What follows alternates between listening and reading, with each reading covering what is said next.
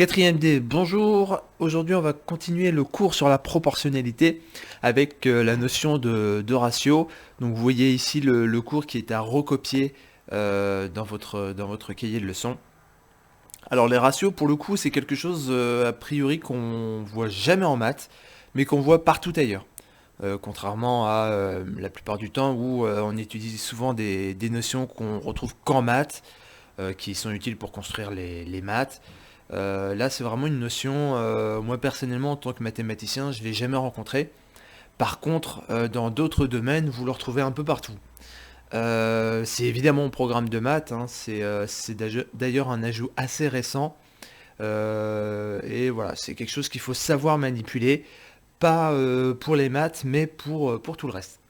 Donc un ratio, c'est quoi? C'est un rapport écrit sous la forme suivante. Donc un nombre, deux points, un autre nombre, avec A et B des nombres positifs non nuls. Ça se lit A pour B. Il est utilisé pour représenter un partage, une répartition ou une démultiplication. Il est utilisé dans énormément de domaines. Alors voyons quelques exemples. La plupart des écrans que vous utilisez, alors je pense aux écrans de télé, les écrans de téléphone, il y a énormément de rapports différents, mais les écrans, a priori, sont tous en 16 neuvième. Alors là, pour le coup, vous voyez, je ne le lis pas 16 pour 9, on le lit en règle générale 16 neuvième. Ça veut dire quoi? Ça veut dire que pour 16 pixels en largeur, vous en avez 9 en hauteur. Alors il y a plein d'autres rapports qui existent, du 21 neuvième. L'ancien, si vous regardez des vieux écrans, vous savez les écrans cathodiques, les écrans énormes, c'est des 4 tiers. Vous avez 4 pixels en largeur pour 3 pixels en hauteur. Et donc, exemple, Full HD, vous avez 1920 pixels de large pour 1080 en hauteur. Et en réalité, la fraction 1920 sur 1080, elle est égale à la fraction 16 neuvième. Bon, on y reviendra. Alors sur un vélo, donc pareil pour les démultiplications, vous pouvez avoir par exemple un plateau avant avec 40 dents. Le plateau, ça fait partie du pédalier. C'est là où vous pédalez, ce que vous faites tourner, les espèces de cercles que vous faites tourner, on appelle ça un plateau. Et vous avez 40 dents dessus avec un... Et par contre, à l'arrière, vous allez par exemple avoir un pignon arrière de 10 dents. C'est là, c'est le centre de la roue arrière, les pignons. Eh bien, ça va être représenté par un ratio 40-10 qui peut être simplifié sous la forme 4-1. Et effectivement, avoir 40 dents pour 10 dents, c'est comme avoir 4 dents pour une dent. Et aussi 1 pour 4. Alors le problème des ratios, la limitation un petit peu de cette notion, c'est que vous savez jamais, entre guillemets, dans quel sens le prendre. Par exemple, lorsque je vous dis un écran 16 neuvième, a priori, vous ne savez pas s'il s'agit de 16 pixels en largeur pour 9 en hauteur ou inversement 16 pixels en hauteur pour 9 en largeur. Vous savez pas dans quel sens ça va.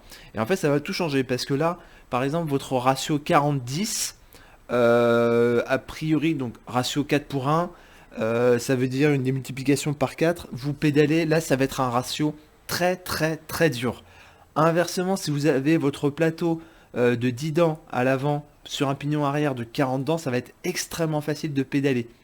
Donc ça change tout selon le sens dans lequel on le considère. Mais il n'y a pas, vous pouvez pas dire 4 pour 1 ou 1 pour 4, c'est le ratio où c'est facile ou le ratio où c'est dur. Ça marche dans les deux sens. Ça représente un partage, mais voilà, on sait pas vraiment qui est qui. C'est la limitation et à chaque fois, ça va dépendre du contexte en fait. Ou alors, ce sera indiqué sous une autre manière. Mais là, a priori, voilà, pour le moment, vous pouvez pas déterminer dans quel sens ça va. Alors, cette histoire de démultiplication, malheureusement, c'est délicat de vous l'illustrer comme ça en vidéo.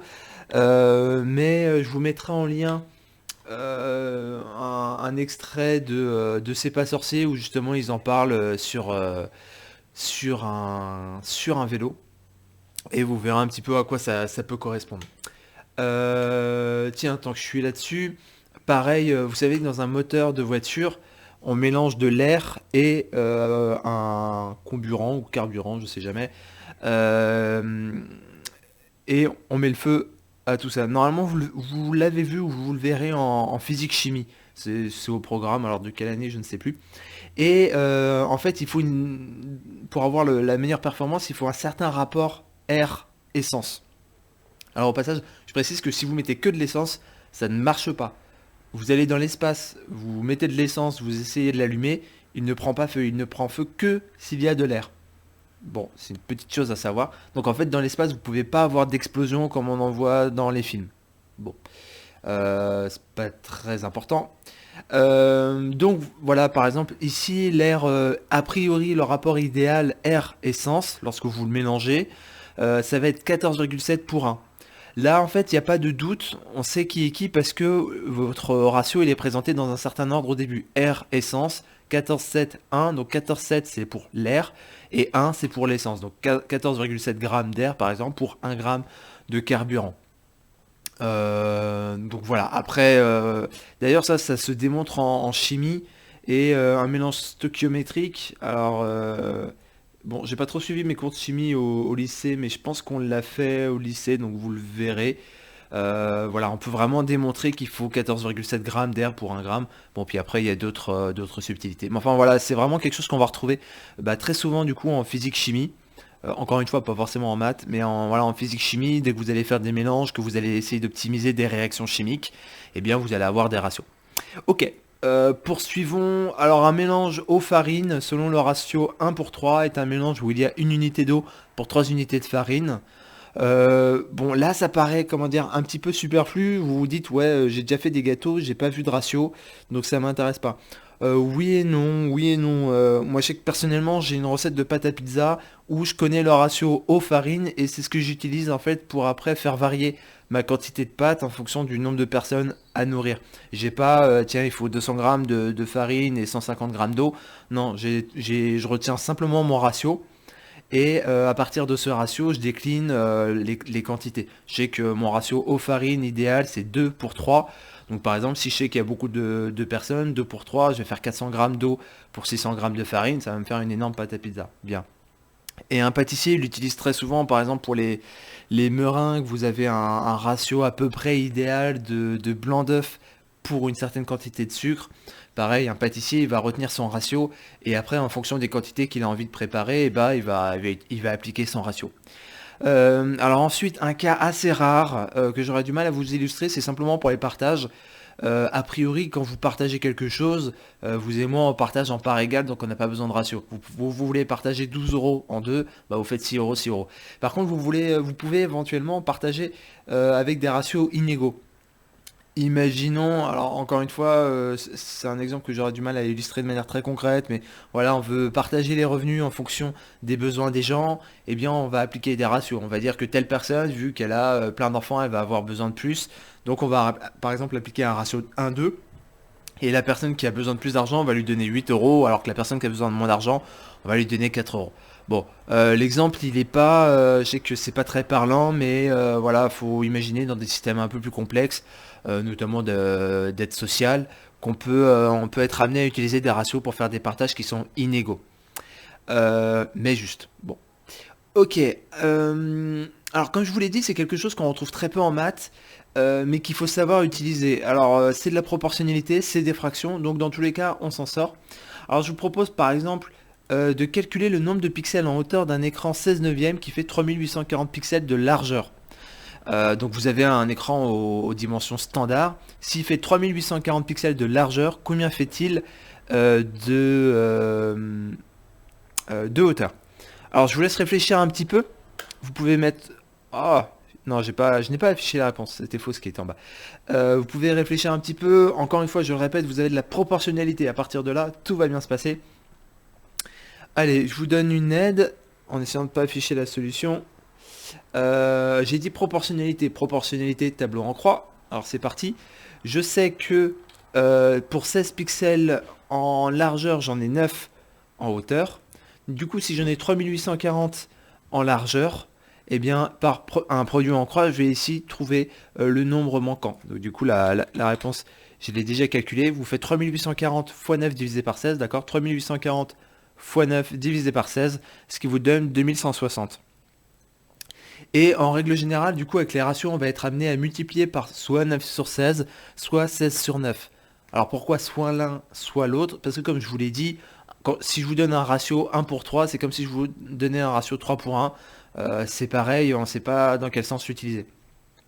Donc voilà, du coup ça donne le bon résultat. Alors, calculer le ratio obtenu avec deux pignons de 30 et 10 dents. Alors en réalité, là, c'est pas très compliqué. Il suffit simplement d'écrire 1 pour 3, ou 3 pour 1, ou 30 pour 10, ou 10 pour 30. Comme vous l'avez vu ici, hein, une autre manière finalement d'écrire un ratio, c'est d'écrire une fraction. Et vous savez que il y a plusieurs fractions qui représentent le même nombre. Donc du coup, voilà, toutes ces... Enfin, 1 pour 3 et 10 pour 30, c'est la fraction 1 tiers et 10 trentièmes qui sont égales. Pareil pour 3 pour 1 et 30 pour 10. D'accord? Donc du coup, voilà, c'est un peu subtil.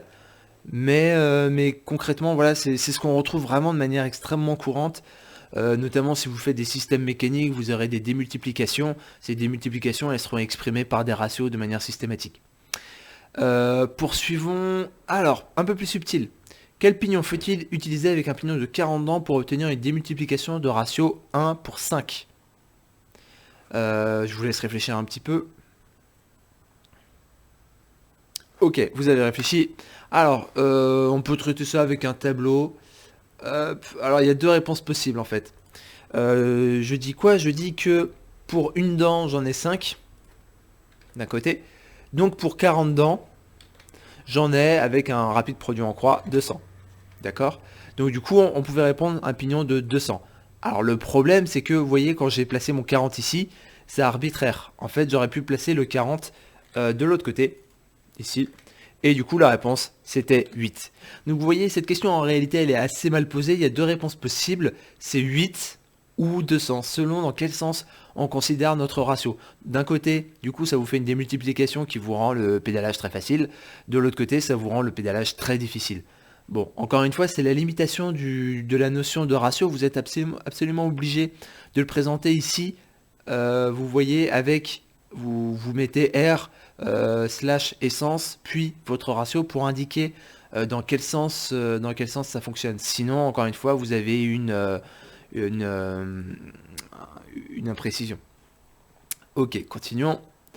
Ok. Alors, là, il me semble que j'avais pas mis les réponses. Parfait. Alors, partager 400 grammes selon le ratio de huitième. Alors, je vous laisse réfléchir un petit peu. Alors, je vous donne une aide. Le ratio 2 huitièmes, ça veut dire quoi? Ça veut dire que d'un côté, j'ai 2 parts, de l'autre, j'en ai 8. Donc déjà, en tout, j'ai combien de parts? Eh bien, j'en ai 10 parts. D'accord? Donc, je corrige là. 2 plus 8 égale 10 parts. Donc déjà, ma quantité, je vais la partager en 10 parts. 400 divisé par 10, ça vous fait des parts de 40 grammes. Donc d'un côté, je vais avoir 2 fois 40 égale 80 grammes. Et de l'autre côté, je vais avoir 8 fois 40 égale 320 grammes. Voilà, fini. Donc mon partage, c'est 80 grammes, 320 grammes. D'accord? Vous avez vu un petit peu la logique? On regarde combien de parts on a, on coupe, et ensuite, finalement, d'une certaine manière, on distribue. Alors là, j'ai mis le étoile en informatique. Le symbole multiplié, c'est étoile, c'est pas la lettre X. Si vous écrivez ça, un ordinateur, il dit 8x40. Bon. Je vous laisse du coup faire celui-là, qui est au moins aussi facile. Hop, vous avez mis sur pause, vous avez travaillé. Vous avez travaillé, c'est génial. Et en plus, je suis sûr que vous avez la bonne réponse. Allez, vous avez 1 plus 3 égale 4 parts. 300 divisé par 4 est égal à 75 grammes. Donc, vous avez le partage finalement, c'est 75 grammes, 225 grammes. D'accord? 225 grammes, c'est notre 3 fois 75. Voilà. On souhaite réaliser un mélange eau-farine selon le ratio 1 cinquième, sachant qu'on dispose de 250 grammes de farine. De combien de grammes d'eau a-t-on besoin? Alors, ça, c'est pas tout à fait évident. Je vous laisse réfléchir un petit peu. Encore une fois, proportionnalité. Alors, c'est parti. On fait un tableau en croix. Pardon, un tableau de proportionnalité. On a 1 gramme d'eau pour 5 grammes de farine. Donc, si j'ai 250 grammes de farine, eh bien, j'ai combien de grammes d'eau? Alors, comment on passe de 5 à 25 par une multiplication? Eh bien, en multipliant par 50. Donc ici, 50 grammes d'eau. Donc la réponse de 1, c'est 50 grammes d'eau. Vous pouviez aussi faire évidemment un produit en croix. D'accord? Donc voilà pour ce cours sur les ratios. Encore une fois, c'est quelque chose, voilà, les mathématiciens n'utilisent pas, mais dans des domaines un minimum technique, on le retrouve très très très fréquemment. Donc il faut vraiment maîtriser cette notion. Vraiment, et en plus dans des domaines vraiment très variés, hein. Après, encore une fois, d'un point de vue mathématique, le souci, comme je vous l'ai dit, moi en maths, en fait, je l'ai pas vu. Alors ça m'empêche pas de maîtriser la notion, hein, parce que j'ai quand même fait autre chose. Mais voilà, et du coup, dans les manuels, il y a pas de contenu en fait sur les ratios. Voilà, donc voilà, je sais que c'est assez limité comme contenu, mais bon, après, ça fait vraiment partie des domaines. Comme je vous l'ai dit, on n'utilise pas les ratios en maths. Donc quand on a besoin de les utiliser, on va pas vous demander d'être rigoureux, on va vous demander de vous débrouiller. Et se débrouiller, ça veut dire utiliser un tableau de proportionnalité et du produit en croix. Ça veut rien dire d'autre. On vous embêtera pas avec de la rigueur, on vous embêtera pas avec pourquoi il y a une fraction qui est là, machin. On s'en fiche. On veut que vous ayez le bon résultat, point barre. Fort bien. Allez, je vous donne un exercice pour terminer que vous ferez par la suite. Il me semble qu'on ne l'a pas fait. Je vous donne le 142 qui devrait vous occuper un petit peu. Allez, moi je vous dis à bientôt.